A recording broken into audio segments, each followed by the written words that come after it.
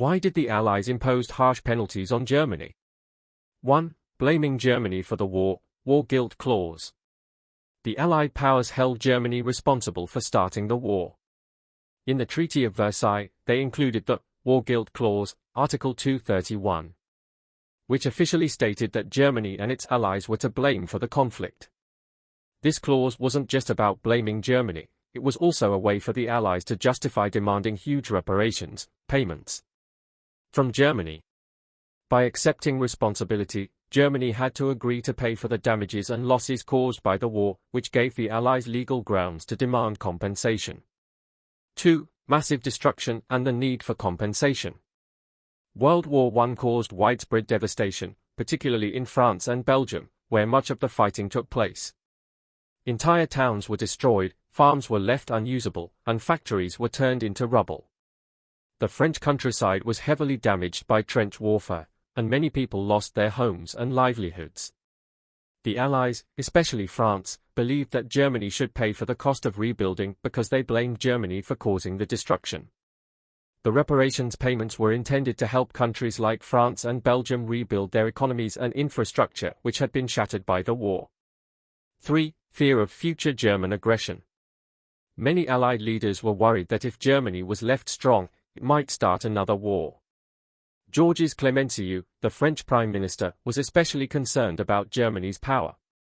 Clemenceau had seen Germany invade France twice in his lifetime, in the Franco-Prussian War of 1870 and in World War I. So he wanted to make sure it wouldn't happen again. The Treaty of Versailles was designed to weaken Germany militarily, territorially, and economically, so it wouldn't be a threat in the future. Germany was forced to give up large parts of its territory, disband most of its military forces, and halt the production of weapons. 4. Financial problems of the Allied countries. The war had been extremely expensive, and many Allied countries were in deep financial trouble. They had borrowed large amounts of money, especially from the United States, to finance their war efforts.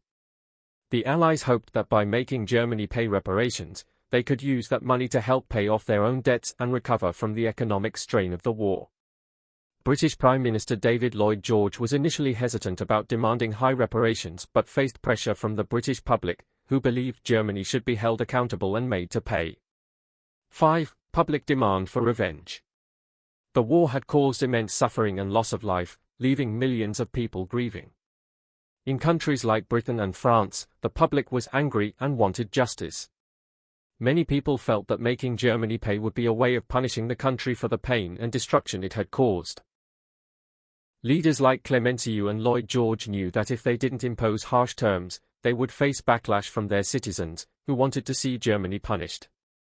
This demand for revenge shaped the harsh tone of the treaty and made it more punitive than it might have been otherwise. 6. Weakening Germany to strengthen other nations. By taking away German territory and limiting its military, the Allies aimed to reshape the balance of power in Europe. Germany lost its overseas colonies and had to return land to countries like France, Alsace-Lorraine, Poland, creating the Polish Corridor, and Belgium.